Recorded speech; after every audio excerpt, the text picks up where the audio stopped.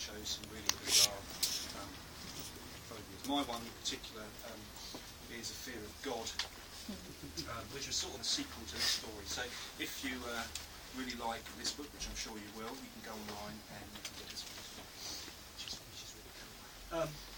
The exciting thing for me as the editor and the compiler of the book was the fact that I sort of chose all the best writers I felt out of that monster, but also sort of through things like Facebook and the British Fantasy Society and all that, we brought on some really established authors as well, and some, unfortunately Barbie, I don't know if any of you have heard of Barbie Wilde, she's an actress who was in Hellraiser 2, and she contributed a really, really great story for us, and she's just, everyone that loves, I don't know if you've ever met her or seen her, but she's a really, really nice lady, and everyone's just really, really digging her writing now, and she's just going to go stratosphere. So, you know, fair play to her, and I'd like to think that it was because of Phobophobia that we've really launched it. So, I've probably whittled on enough already, but what we do, as I say, if we introduced a couple of the writers, they can read some stories, then if you want, you can ask us some questions at the end. Whatever, you know, the floor's open. So, who would like to go first? Jonathan. Okay, so we'll introduce you to Jonathan Green.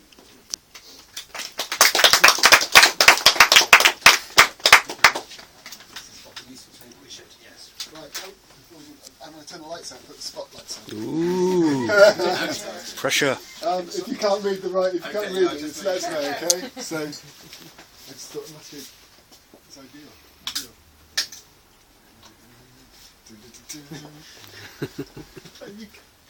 Carry on, you know, because I'm not here. My story is called Fear to Tread, but it's listed here as W for WICCAPHOBIA. And people have asked me why I chose WICCAPHOBIA, and it's because I sent an email to Dean. He said, I'd like you to contribute a story, something near the end of the alphabet, please. So I said, what do you mean, as in W, as in wallabies, or W, as in WICCAPHOBIA? He went, oh, WICCAPHOBIA would be cool. So then I had to come up with the story. So this is Fear to Tread, or at least the beginning of it. No one actually believed Susie's aunt had been a witch. Eccentric, certainly, but not a witch. Admittedly, her quaint thatched cottage looks like it could have been a witch's cottage, with its thick, near-black ancient thatch and small leaded windows. And she had definitely played up to the image too, what with the small iron cauldron she had sat under the porch, and the birch broom with that permanently propped beside it. The place was also known as the witch's cottage to everyone in the village, but despite all the New Age paraphernalia her aunt collected, especially dream catchers and green men, to Susie it had always been summer cottage. It had been her holiday retreat, where she had spent many a long summer. As a child she had visited with her mother. Later, after the cancer had taken her mum from her, it had just been her and Aunt Miranda. And now Miranda is gone too, and the cottage is hers. Her aunt left her everything, the cottage, everything in it, and everything in her bank account, although practically all of that had been swallowed up by inheritance tax. But it's meant she can keep the cottage. Her mum always said that things were meant to be, although she had never understood how she could argue that the cancer was meant to be. Her mother had lived a good and sober life and certainly not done anything, at least nothing that Susie's aware of, that would have warranted such a karmic kick in the tits. But she had to admit that the timing of Miranda's passing on is opportune. She's at a turning point in her life, only a matter of months away from her 40th. Her life so far hasn't really worked out the way she planned. When she started at the accountancy firm, she told herself it was only a temporary arrangement, just until she got herself sorted and back on her feet again, after the relationship had come to an end. That she'd been out there in 6 months, and yet 12 years later, she's still there. She still hasn't met Mr. Right, and the 2.4 children she expected to have popped out by this time, or by the time she was 30, 35 tops, haven't materialised either. And as if to add insult to injury, she's 2 dress sizes bigger than she should be. What had happened to blondes having the most fun? The old adage certainly wasn't true in her case, but then perhaps she was the exception that proved the rule. 6 months away from the big 4-0, with Aunt Miranda gone and summer cottage hers, she finds herself with a choice to make. Should she stay in her 1-bed flat in London, in the same unfulfilling job she's put up with for more than a decade, or should she take charge of her life at last and make a change, a change for the better. So one crazy morning, that's exactly what she does. She hands in her notice, and a month later hands the keys to her flat over to the agents, with all her worldly belongings packed into a Mini, heads off for the Essex countryside and summer cottage. Maybe blondes do have the most fun after all, she thinks, smiling to herself as she leaves the urban sprawl of the big smoke behind, exchanging it for the green fields and verdant woodlands of East Anglia. Pulling up at the end of the leafy lane outside the cottage, she feels her heart lift immediately. It feels like coming home.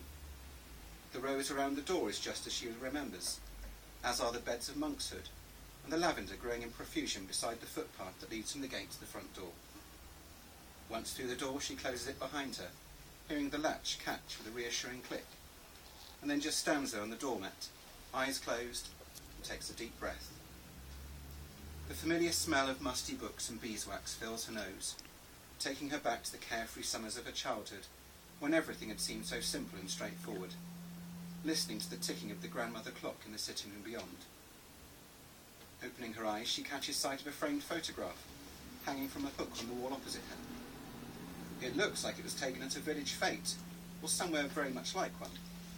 Aunt Miranda's there, along with half a dozen other old women, standing behind a table laden with cakes and iced buns and cucumber sandwiches. In the foreground, a dowdy-looking woman, wearing a tired navy cardigan, tweed A-line skirt and a rather obvious silver crucifix, is holding up a Victoria sponge and shaking hands with one of the WI, or Mothers' Union, or whoever the grinning coven of hags really are. There's something troubling about the woman's haggard expression. Her mouth is smiling, but her eyes are not. Blinking, taking her eyes off the photo, the curious image is forgotten in a fleeting moment as she rushes around the cottage, squealing in delight like an overexcited 8-year-old. Before unloading the car, she goes out into the garden, setting out on a circuit of the flower beds, lawns, vegetable patch and tiny orchard that completely surrounds the house, accompanied by the tinkling of chime bells. The sight of the waterless wishing well on the rockery, with its cross-legged imp grinning at her from amidst a profusion of purple, blue vervain, blood-red poppies and moon daisies, fills her with unadulterated joy. The squeak of bearings in need of oiling and the clatter of a bicycle chain draw her attention from her garden, to the lane on the other side of the dry stone wall, and the woman dismounting from her butcher's bicycle, the basket in front of the handlebars filled with all manner of junk, everything from a folded raincoat to a child's rag doll. Susie does a double take. It's the dowdy woman from the photograph in the hall. "Hello," she calls out. "Just moved in?" "Yes," Susie replies, returning the woman's smile. "I'm Susie," she adds. "Jeanette," says the woman. "Jeanette Peabody. You're Miranda's niece, aren't you?" "News travels fast," Susie says with a chuckle. "Oh, well, we're a close-knit community round here, you see. Besides, there's not much village gossip that doesn't make it to the vicarage door." "Oh? That's right, I'm the vicar's wife for my sins," the woman laughs.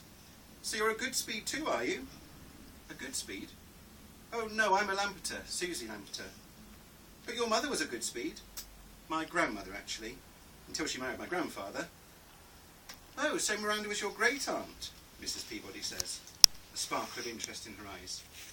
"That's right." "Well, it will be very nice to still have a Goodspeed in the village, in a manner of speaking. I mean, there's been a Goodspeed living round these parts since 1605. "You're very well informed." "Parish records. Must confess, I'm a bit of an amateur historian. Makes a change from the endless round of coffee morning and whist drives." "So have you and your husband lived here long?" "Paul's only been here since '92, but I was born and raised here. I was a Crowthorne before I was ever a Peabody." "Your family has a long history of the village?" Susie asks, interested despite herself. "You could say that," Jeanette chuckles, as if the two of them were sharing a private joke. "Us Crowthornes go back to the 14th century. In fact, Joseph Crowthorne was the first vicar of this parish. Have you had a chance to look round St Cyprian's yet?" "No, not yet," Susie says, blushing, feeling like she needs to explain her lack of attendance for some inexplicable reason. "I only got here this afternoon. I haven't unpacked the car yet." "Well, you should stop by the church sometime. It has some particularly distinctive gargoyles." "I suppose they've been here a long time too," Susie quips, turning away from the wall and the lane, back towards the cottage. "Oh yes," the vicar's wife replies, her demeanour suddenly serious. "They've been here forever. Well, Goodbye. With that, she mounts a bicycle and is soon off again along the lane, her favoured mode of transportation squeaking and rattling all the way. Hey!